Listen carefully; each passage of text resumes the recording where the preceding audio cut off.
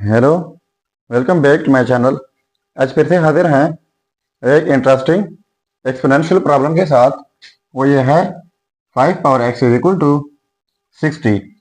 इसमें ये x unknown है। x को फाइंड आउट कर लेते हैं कि x की क्या कीमत है। चलिए स्टार्ट कर लेते हैं। देखो, बोथ साइड्स लॉग लेते हैं। इस साइड से log 5 power x is equal to, फिर इस साइड से लॉग लेना होगा log 60। अब इनके लिए हमारे पास एक रूल है, वो यह है कि log a power x is equal to x log a।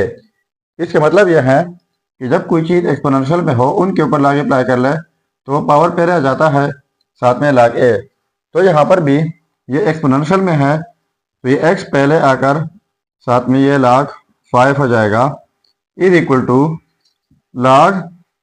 अब 60 के फैक्टर्स बनाते हैं तो 60 के बहुत सारे फैक्टर्स बन सकते हैं। ये बन सकते हैं कि 15 क्रॉस 4, और ये भी 60 के इक्वल हैं 10 क्रॉस 6, और इसके अलावा और फैक्टर भी हैं 5 क्रॉस 12। तो ये सारे फैक्टर्स हैं, यानी 60 की जगह आप कोई भी फैक्टर्स लगा सकते हैं, पर मैं ये लगा लेता हूँ 5 क्रॉस 12 जो कि इक्वल है 60 के। तो यहाँ पर 60 की जगह 5 क्रॉस 12। अब इनके लिए एक और रूल है, वो यह है कि log into A B is equal to log A plus log B. इसका मतलब यह है कि जब कोई दो नंबर प्रोडक्ट में हो उनके ऊपर log अप्लाई कर ले तो फिर इस तरीके से स्प्लिट किया जाता है log A plus log B. तो ये हो जाएगा x log 5 is equal to, अब ये दो नंबर प्रोडक्ट में है तो ये हो जाएगा log 5 plus log 12।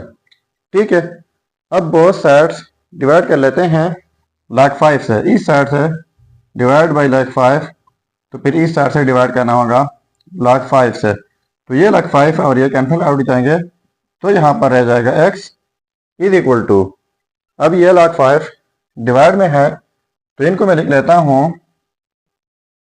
log 5 divide by log 5, बीच में प्लस, फिर log 12 डिवाइड बाई log 5। यानी इस log 5 को हमने स्प्लिट कर लिया, दोनों के डिनोमिनेटर में लिख लिया। अब ये फिर से कैंसिल आउट जाएंगे log 5 बाई log 5, तो ये रह जाएगा x इज इक्वल टू, इनकी जगह 1 plus log 12 divide by log 5। अब इनके लिए एक और रूल है, वो ये है log to the base a argument b is equal to log b by log a। मतलब यह है कि log to the base a argument b हो तो यही log बेस के साथ अलग लिखा जाता है और आर्गुमेंट के साथ अलग बीच में डिवीजन आ जाती है। तो क्वेश्चन कुछ इस सूरत में मौजूद है, तो इस तरीके से इनको हम लिख सकते हैं। तो यह हो जाएगा x is equal to 1 plus, हम वैसे लिख लेंगे, अब log 12 बाई log 5 है तो पहले एक ही log हो जाएगा। अब log 5 यानी log a, तो a बेस की जगह है तो यहाँ पर 5 बेस की जगह हो जाएगा।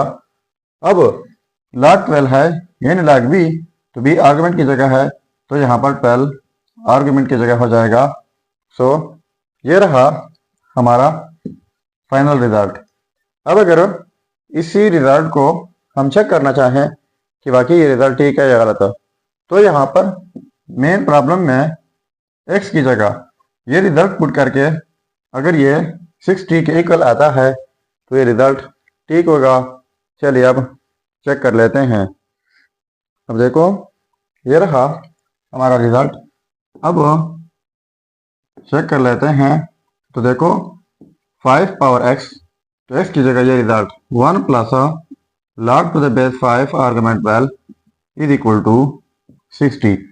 अब इनके लिए हमारे पास एक रूल है, वो ये है x power A dot x power B is equal to x power A plus B. मतलब यह है कि जब सेम बेसिस हो, डिफरेंट पावर्स हो, बीच में प्रोडक्ट हो, तो इस सूरत में एक ही बेस लिखा जाता है और इनका पावर्स ऐड किया जाता है। तो क्वेश्चन कुछ इस सूरत में मौजूद है, तो इस तरीके से इनको स्प्लिट कर सकते हैं। तो ये हो जाएगा 5 पावर 1 डॉट 5 पावर ये यानी log to the base 5 argument 12 is equal to 60। फिर से ये की बेस लिखकर पावर ऐड करके वही ऊपर वाला स्टेप बन सकता है। तो 5 पावर 1 हो जाएगा 5 डॉट।